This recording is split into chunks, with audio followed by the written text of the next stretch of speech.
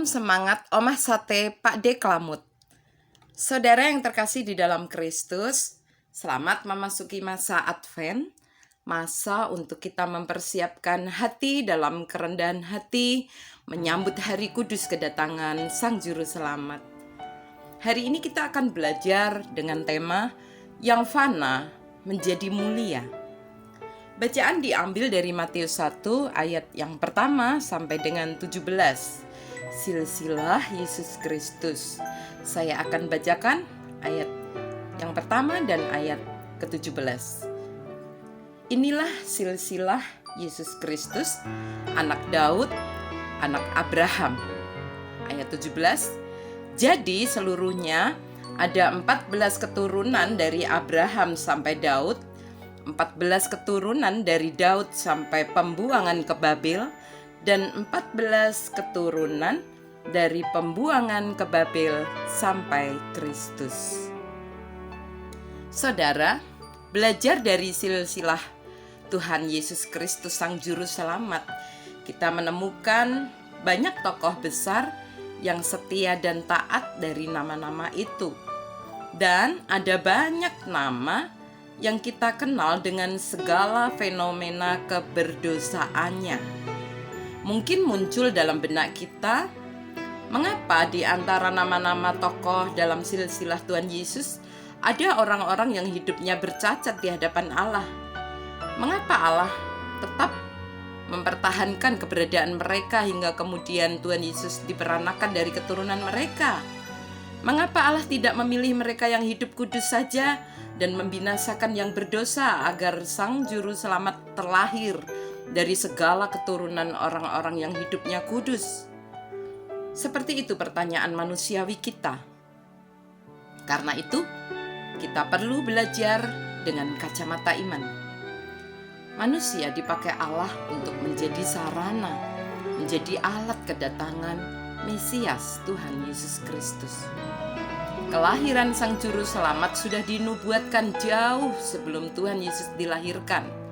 Kita bisa membaca dalam Yeremia 23 ayat yang kelima. Sesungguhnya waktunya akan datang, demikianlah firman Tuhan, bahwa aku akan menumbuhkan tunas adil bagi Daud. Ia akan memerintah sebagai raja yang bijaksana dan akan melakukan keadilan dan kebenaran di negeri. Nubuat pasti terjadi, janji Allah selalu digenapi. Silsilah Tuhan Yesus menunjukkan bagaimana Allah berkarya bagi dunia yang fana ini dengan kekudusannya, dengan kemuliaannya.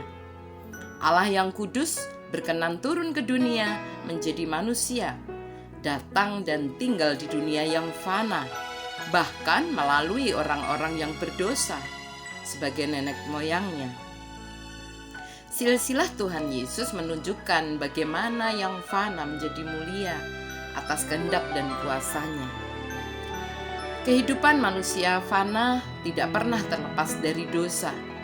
Manusia telah jatuh ke dalam dosa dan hidup di dalam dosa. Dosa selalu membuahkan kejahatan, penyimpangan, dan berbagai pelanggaran yang membuat manusia makin rendah dan jauh di hadapan Allah. Bahkan mereka saling merendahkan sesamanya. Kisah beberapa tokoh yang terjatuh dalam dosa ada dalam silsilah Tuhan Yesus. Ini menunjukkan bahwa kejatuhan moral manusia pun dipakai Allah untuk menyatakan kemuliaannya. Kedatangan Tuhan Yesus juga menunjukkan bahwa Allah tidak hanya menggunakan bangsa Israel saja untuk menyatakan penyelamatannya. Bangsa Israel yang sempat sombong merasa sebagai satu-satunya bangsa yang diselamatkan, akhirnya menyadari bahwa Mesias datang untuk menyelamatkan bangsa lain juga. Kedatangan Tuhan Yesus bahkan menunjukkan pula bahwa Allah memakai perempuan dari bangsa Moab untuk menjadi nenek moyang Sang Mesias. Hal terpenting yang bagi kita adalah Injil Yesus Kristus telah nyata. Ia telah menjadi manusia, menyatu dengan kehidupan kita di dunia.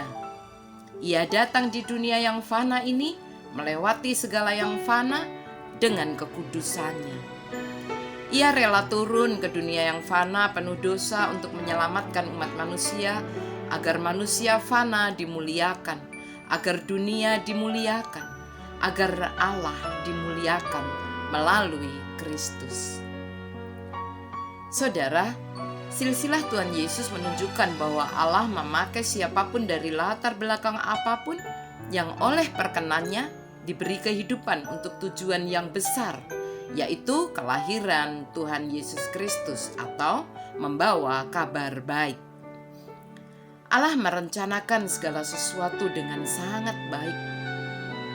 Allah menciptakan manusia dengan sangat baik, dengan tujuan yang baik, dalam rencana yang baik, yaitu menghadirkan damai sejahtera, menghadirkan Kristus dalam kehidupan di dunia. Kita harus mengakui, jujur dan bertobat bahwa kita semua adalah pendosa di hadapan Allah. Sesungguhnya kita ini tidak layak di hadapan Allah. Tetapi Allah tetap memakai kita untuk menjadi alat, menjadi sarana, menjadi jalan untuk menghadirkan damai sejahtera itu, untuk mewartakan kabar baik itu di mana kita hidup. Allah tahu keberadaan kita. Allah mengenal kita dengan segala latar belakang keberdosaan kita. Tetapi Allah berkenan memakai kita untuk menjadi alat keselamatannya. Lalu, apakah jawab kita? Apakah kita mau memberikan hidup kita untuk dipakai oleh Allah menjadi jalan keselamatan? Apakah kita siap sedia diutus untuk mewartakan dan melanjutkan karya penyelamatan Allah bagi dunia yang fana ini? Kita manusia fana, tetapi di dalam Kristus menjadi mulia di hadapannya. Dunia adalah fana, tetapi oleh Kristus menjadi mulia di hadapannya. Amin. Demikian saat teduh hari ini. Sampai jumpa pada Omah Sate Pade Klamut edisi selanjutnya. Selamat pagi, selamat beraktivitas. Tuhan Yesus memberkati. Shalom.